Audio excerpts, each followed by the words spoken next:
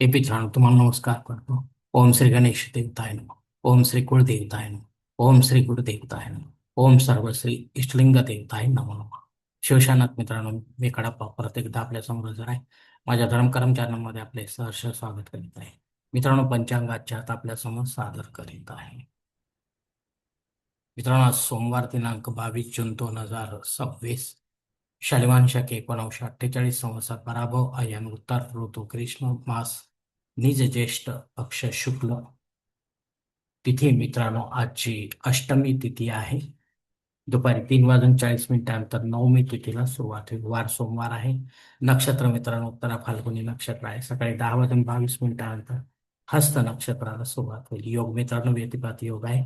सकाळी 10 वाजून 31 मिनिटानंतर वर्यान योगाला सुरुवात होईल. करण मित्रांनो भवकरण आहे. दुपारी 3 वाजून 40 मिनिटानंतर बालवकरणाला सुरुवात होईल आणि उद्या पहाटे 4 वाजून 6 मिनिटानंतर कौलवकरणाला सुरुवात होईल. मित्रांनो, प्रमुख ग्रहांची राशीस्थिती पहाटे 5:30 वाजता अशी असणार आहे. सूर्य मिथुन राशीत असेल, चंद्र कन्या राशीत, गुरु कर्क राशीत तर शनिदेव मीन राशीत असणार आहे. मित्रांनो, सध्या चंद्र राशीनुसार कुंभ, मीन व मेष या 3 राशींना साडेसाती सुरू आहे. या राशींच्या जातकांना साडेसातीचा त्रास होत असेल तर त्यांनी कृपया आपल्या जन्मकुंडली स जवळच्या ज्योतिषाकडे जावे आणि शनी देवतेची पोझिशन आपल्या कुंडलीमध्ये तपासून पाहावी. ती जर अशुभ स्थितीत असेल तर नक्कीच आपल्याला शनिदेवतेची उपासना करावी लागणार आहे मित्रांनो, अन्यथा उपासना करण्याची गरज राहणार नाही. मित्रांनो, मुंबई भागातील सूर्योदय असते याप्रमाणे सूर्योदय सकाळी 6 वाजून 4 मिनिटांनी आहे, तर सूर्यास्त सायंकाळी 7 वाजून 18 मिनिटांनी असणार आहे.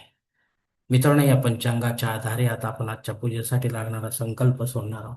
तेव्हा आपण आपल्या उजव्या हाताच्या तळहातावर एक पळी पाणी, थोड्या अक्षरात एक फुल व फुलाची पाकळी घ्या आणि हा छोटासा संकल्प म्हणायला सुरुवात करा. मित्रांनो, हर ओम शिव शिव शंभुरात्मय प्रवर्तमान सत्य ब्रह्मणो द्वितीय परार्थे श्वेतवराह कल्पे वैवस्वत मन्वंतरे कलियुगे प्रथम पादे शंभुद्वीपे भरतवर्ष भारतखंडे नेहरू दक्षिण दिग्भागे महाराष्ट्र देश व्यावहारिक चांद्रमान शालिवान शके 1948 प्रभवादी षष्ठी संवत्सरामध्ये विश्वावसु नाम क्षमा करा पराभव नाम सहस्रे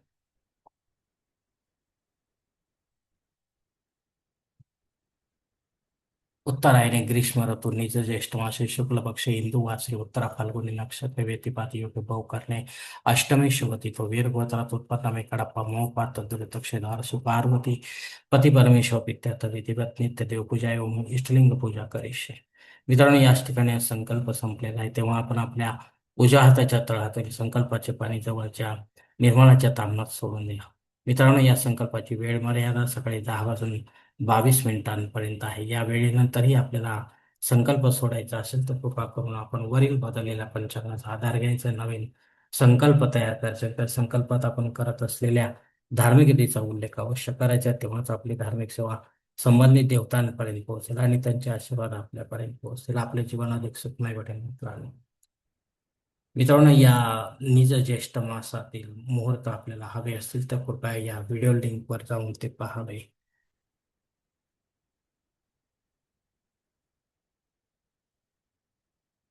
मित्रांनो, आता पंचांगातील इतर काही महत्वाची जी माहिती आहे ती आता आपण पाहणार आहोत. पंचांग शुद्धी नाही मित्रांनो. दिनविशेषमध्ये दुर्गाष्टमी आहे आज. तेव्हा आपल्या कुळदेवीची सेवा आपल्याला षोडोपचारे पूजा करायची आहे. मित्रांनो, हे लक्षात घ्या. अष्टमी श्राद्ध कर्म आहे. या तिथीवर आपले संबंध किंवा आपल्यावर अवलंबून असलेल्या नात्यामध्ये कोणी सोडून आपल्याला परलोकात निघून गेले असतील तर त्यांच्या नावाने आपल्याला पिंडदान युक्त किंवा पिंडदान रहित असे श्राद्ध कर्म करायचे आहे.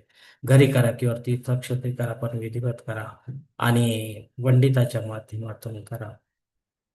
अपराह्न काळात करा. महत्वाचे म्हणजे तेव्हाच आपले पितृसेवा आपल्या पितरांपर्यंत पोहोचेल आणि त्यांचे आशीर्वाद आपल्यापर्यंत पोहोचेल. आपले जीवन अधिक सुखमय बनेल. मित्रांनो,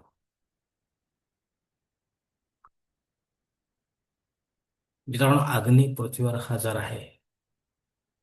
त्यामुळे आपल्याला नव्याने काही होमयज्ञ कर्मकांड सुरू करायचे असेल तर आपण अवश्य सुरू करू शकता. पण पुढे जाऊन ते बंद पडेल तर मग मात्र आपल्याला दोष लागण्याची शक्यता आहे. आणि रेग्युलर जे आहे ते आपण केव्हाही करू शकता. मित्रांनो, राहू काळ सकाळी 7:30 ते 9 वाजेपर्यंत घ्या. या 1.5 तासाच्या काळात राहू अत्यंत प्रभावी असल्यामुळे तो आपल्या कामांमध्ये अडथळे निर्माण करतो मित्रांनो, तेव्हा शक्यतो आपण या वेळेमध्ये महत्त्वाची किंवा विशेष कामे न करता रेग्युलर जी कामे आहेत तीच करावी, जेणेकरून आपल्याला अपयश येणार नाही आपल्या कामांमध्ये.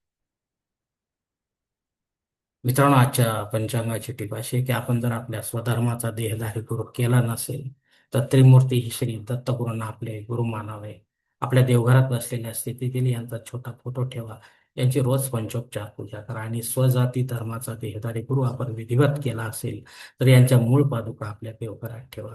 यांची रोज अभिषेकयुक्त पंचोपचार पूजा करावी. यांनी दिलेला कानमंत्र सदैव मानसिकरित्या जपत राहावे. मंत्राचा लोप झाल्यास मात्र त्याच गुरुकडून पुन्हा दीक्षा मंत्र विधिवत मुहूर्तवेळी घ्यावे मित्रांनो. धन्यवाद मित्रांनो. आजचा हा पंचांगासंबंधीचा व्हिडिओ मी याच ठिकाणी संपत आहे. आपण जर माझ्या मताशी सहमत असाल तर कृपया माझे धर्मकर्म चॅनल सबस्क्राईब करा, लाईक करा, आपले कुटुंब मित्र परिवार असं शेअर करा. तसेच कॉमेंट्स बॉक्समध्ये आपले मत अवश्य नोंदवा आणि माझा पुढील व्हिडिओ आपल्यापर्यंत पोहोचण्यासाठी बेल बटन अवश्य दाबा. धन्यवाद मित्रांनो. पुढील भेटीपर्यंत आपण खुश राहा, आनंद राहा, प्रसन्न राहा. हरिओम शिवशंभो महादेव.